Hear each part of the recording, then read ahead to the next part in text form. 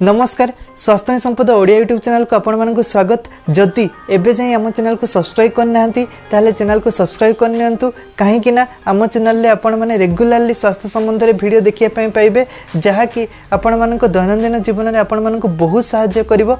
आउ bell icon को भी दबाई दिंतु कहीं आम वीडियो नोटिफिकेशन आपण माने ठीक समय रे पाई परिबे। तेबे चलंतु आज वीडियो को आम एठु आरंभ करिबा। आज वीडियो आपण माने जानि परिबे जे हाई बीपी कौन, उच्च रक्तचाप कौन, यार लक्षण कौन, यार एक संक्षिप्त विवरणी मु आपण मानक देवाई जाऊँगी। ताहले वीडियो को पूरा देखंतु। आज वीडियो आपण मानक पई बहुत जरूरी। आज वीडियो बनइबार मोर मुख्य उद्देश्य होची जे बहुत लोकंकर हाई बीपी समस्या रही थाए किंतु सेमानक जणा ही न थाए जे सेमानकर हाई बीपी समस्या रही बोली।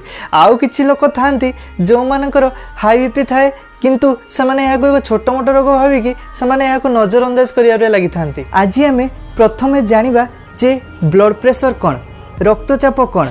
जदि मु याको आपण मानक सहज भाषा रे बुझाइबा पई जीवी तेबे ताहले देखंतु आपण माने जेतेबेले पाइप रे पानी देउथुवा समय रे पाइप आगरे गोटे प्रेशर देखिया को मिले।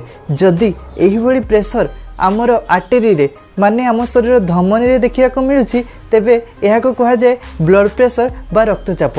आपण मानकर ब्लड प्रेशर को टेस्ट करिया पई जाउथबे सेतेबेले दुईटा नंबर रो रीडिंग आपण माने देखिया पई पाउथबे। गोटे होची ऊपर नंबर आउ गोटे होची तळ नंबर। ऊपर नंबर को कहा जाय सिस्टोलिक ब्लड प्रेशर। ताहले सिस्टोलिक ब्लड प्रेशर माने कौन, जेतेबेले आम हार्ट कंट्राक्ट करे सही समय रो आर्टेरियल प्रेशर को कहा जाय सिस्टोलिक ब्लड प्रेशर। आउ तळ नंबर रीडिंग होची diastolic blood pressure. Diastolic blood pressure माने होची हार्ट जेतेबेले रिलैक्स हुए माने हार्ट भितर जेतेबेले आमर ब्लड फिल हुए रक्त जेतेबेले भरे सही समय रो प्रेशर आर्टेरियल प्रेशर टाको कहा जाय डायस्टोलिक ब्लड प्रेशर। एबे हमें हाइपरटेंशन बा हाई ब्लड प्रेशर को बा हाई बीपी को जितेबाला आम डिस्कस करवा से आमको दुईटा जिनस को प्रथम जाना पड़ो। प्रथम स्टेज होची प्री हाइपरटेंशन बा एलिवेटेड ब्लड प्रेशर स्टेज जो थी कि आपण मानकर ऊपर रीडिंग माने सिस्टोलिक ब्लड प्रेशर 120 रु 139 मध्य देखा मिलता है एवं डायस्टोलिक ब्लड प्रेशर 80 रु 89 मध्य देखा मिलता है। ताहले सेकेंड स्टेज होची हाइपरटेंसिव स्टेज बा जहाँ को कहा जाए ब्लड प्रेशर स्टेज जो थी कि आपण मानकर सिस्टोलिक ब्लड प्रेशर माने ऊपर भैल्यू 140 रु अधिका देखा मिलता है एवं तल भैल्यू माने डायस्टोलिक ब्लड प्रेशर 90 रु अधिका देखा मिलता है। तेबे एबे जानिबा जे हाई ब्लड प्रेशर रे लक्षण कौन देखा मिलता है। प्रथम लक्षण रे होची मुंड बहुत बिंधिबो, निश्वास प्रश्वास नेबारे असुविधा हुए, थका बहुत लगे, आपण मानकर हार्टबीट मध्य बढ़ी जाए, मुंड मध्य बुलाई थाए, चक्कर भी मध्य आसे, चक्कर आसिक आपण मानक पड़िबार भी संभावना रही। एबे मु जहाँ सब भी आपण मानक लक्षण कहली यही सब लक्षण बहुत लेट रे देखा मिलता है। स्टार्टिंग रो यही सब लक्षण केबे भी आपण मानक देखा मिल न थाए। एबे जानिबा जे आपण मानकर इनिशियल पीरियड रे आपण मानक बीपी बढ़ी गले केमिति फील हुए। जेतेबेले आपण मानकर बीपी बहुत बढ़ी जाता है माने 160 70 आउ 190 जितेबाला हो जाए से आपण मैंने निज जितेबाला कम सारिकी घर को आसती बा ऑफिस रो जितेबाला घर को फेरती से आपण मानक बहुत थका लगे। जितेबाला आपण मैंने उच्च जगह को चढ़ती किंबा सीढ़ी चढ़ती से आपण मानक बहुत थका लगे। शोइबा चेष्टा कले आपण मानक राति ठीक से निद हुए, सकाळु उठिले आपण मानक मुंड बंधा होता है। यही भली इनिशियल फेज रे आपण मानकर लक्षण देखा मिलता है। यह व्यतीत जदि आपण मानकर बीपी बहुत अधिका बढ़ी जाइए ताहले नाकर भी रक्त बाहर संभावना रही। यह व्यतीत आपण मानकर परिस्रार में मध्य रक्त देखा जिवार संभावना रही है।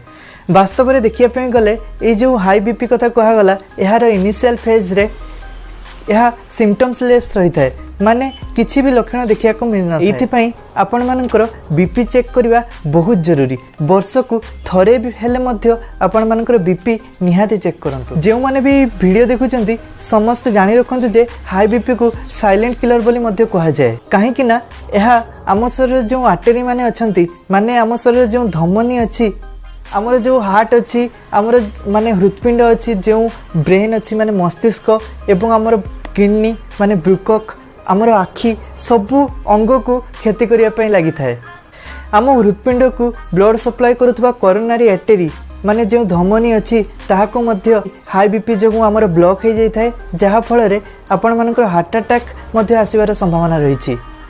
आउ रहिला आपण मानकर जो ब्रेन को ब्लड सप्लाई करिया पे जो भेसल्स माने अछंती से माने मध्य जदि आपण माने बहुत दिन पर्यंत ब्लड प्रेशर को चिन्हट करि नांती ताहले सही भेसल्स माने मध्य ब्लॉक हो जाती जहाँ फल आपण मानकर ब्रेन स्ट्रोक भी देखा जीवार संभावना रही एवं आपण मानकर पैरालिसिस भी होबार संभावना रही। यह व्यतीत आमर किडनी बा ब्रुकक मध्य डैमेज होता है जहाँ को कि इंग्रेजी रे कहा जाए हाइपरटेंसिव नेफ्रोपैथी बोली मध्य कहा जाता है। आमर किडनी फेल होबार भी संभावना रही। यह सहित आमर जो आखि अच्छी आखिर पछपटे जो परदा रही जहाँ कि इंग्राजी रे रेटिना बोली कहा जाए से रेटिनोपैथी मध्य देखा मिलता है जहाँ फल ब्लाइंडनेस देखा मिलता है माने आम आखिर दृष्टिशक्ति मध्य कमिबारे लगी थाए।